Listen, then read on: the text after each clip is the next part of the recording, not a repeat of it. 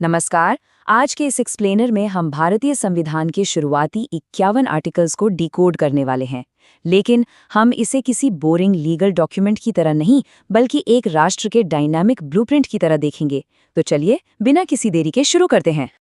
अब जरा सोचिए, एक पूरा का पूरा देश आखिर बनता कैसे है? इस भारी भरकम काम को समझने के लिए एक सिंपल सा उदाहरण लेते हैं। मान लीजिए आप एक बहुत बड़े परिवार के लिए एक शानदार घर बना रहे हैं। जाहिर है, इसके लिए सिर्फ ईंट और सीमेंट की नहीं, बल्कि एक बहुत ही सॉलिड नींव और एक ऐसी स्पष्ट प्लानिंग की जरूरत होगी जो आने वाली कई पीढ़ियों तक टिक सके, है ना? तो इस दिशा में सबसे पहला कदम है भाग 1, राष्ट्र का ब्लूप्रिंट।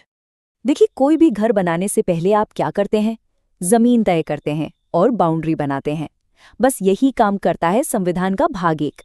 संविधान बनाने वालों ने इसे बहुत ही प्रैक्टिकल रखा। आर्टिकल 1 इस घर का नाम रखता है, India, that is Bharat. Article 2 नए कमरों को यानी नए राज्यों को जोड़ने की परमिशन देता है। और आर्टिकल 3 इस घर के अंदर का नक्शा बदलने की इजाजत देता है, जैसे किसी राज्य का नाम या उसका बॉर्डर बदलना। अब यहाँ जरा ध्यान दीजिएगा, क्योंकि सबसे इंटरेस्टिंग बात आर्टिकल 4 में छिपी है। ये सुनिश्चित करता है कि इन सारे स्ट्रक्चरल बदलावों के लिए आपको सिर्फ एक साधारण से कानून की जरूरत है। इसका सीधा मतलब ये हुआ कि राज्यों की सीमाएं बदलने या नए राज्य बनाने के लिए आपको किसी भारी भरकम संवैधानिक संशोधन की बिल्कुल जरूरत नहीं है। बस एक सिंपल संसदीय प्रक्रिया से काम हो जाता है। बाउंड्रीज तो बन गई। अब आते हैं भाग 2 पर, नागरिकों की परिभाषा। जब घर का नक्शा और दीवारें तैयार हो गईं, तो अगला सबसे लॉजिकल सवाल क्या होगा?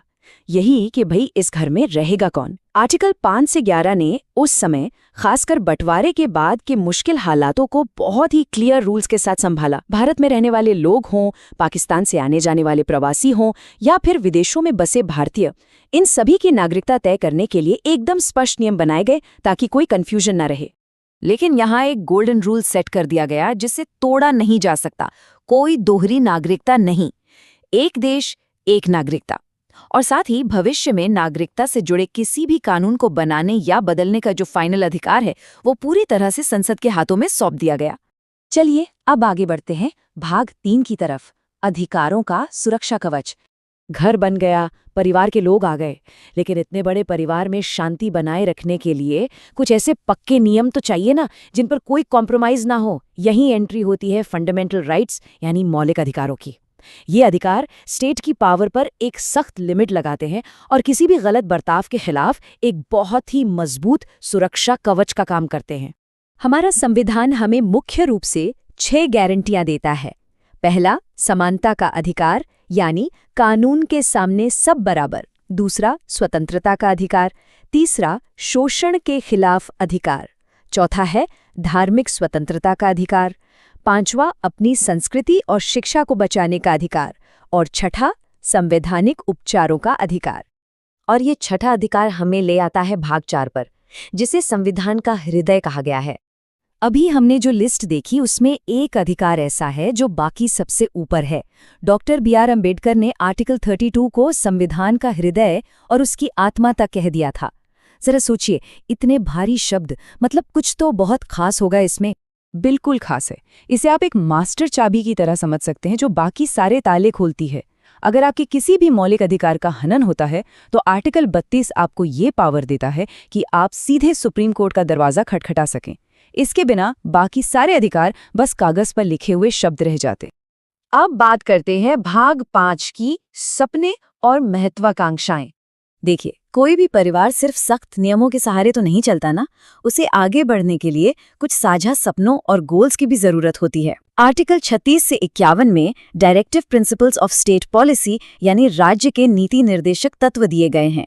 ये वो लक्ष्य हैं जैसे सामाजिक और आर्थिक न्याय, समान काम के लिए समान वेतन, पर्यावरण की रक्षा और विश्व शांति को बढ़ावा देना, जिन्हें हासिल करने के लिए देश को लगातार कोशिश करते रहनी चाहिए। यहाँ पर संविधान का डिजाइन कितना शानदार है, जरा वो देखिए। एक तरफ है मौलिक अधिकार, जिन्हें आप कोर्ट के जरिए लागू करवा सकते हैं और जो सरकार को बताते हैं कि वो क्या नहीं कर सकती। दूसरी तरफ है नीति निर्देशक तत्व, जो कोर्ट द्वारा लागू तो नहीं करवाई जा सकते, लेकिन ये सरकार के लिए एक मॉरल कंपस का काम करते हैं। ये बताते हैं कि एक कल्याणकारी राज्य बनाने के लिए सरकार को क्या करना चाहिए। तो अगर हम आर्टिकल 1 से 51 को एक साथ रखकर देखें तो हमारे देश का पूरा फाउंडेशनल ब्लूप्रिंट तैयार हो जाता है। 1 से 4 में मैप और बाउंड्रीज तय हुई, 5 से 11 ने बताया कि नागरिक कौन है, 12 से 35 में हमें सुरक्षा और अधिकार मिले और 36 से 51 में हमारे भविष्य के गोल सेट किए गए। है ना एकदम परफेक्ट प्लानिंग। तो इस पूरे सफर के बाद एक बहुत ही इंटरेस्टिंग और गहरा सवाल हमारे सामने आता है। 70 साल से भी ज्यादा पहले बनाए गए ये बुनियादी नियम आज के हमारे समाज और हमारी राजनीति को कैसे गाइड कर रहे हैं? जरा सोच कर देखिएगा। इस एक्सप्लेनर में हमारे साथ जुड़ने के लिए आपका बहुत बहुत धन्यवाद।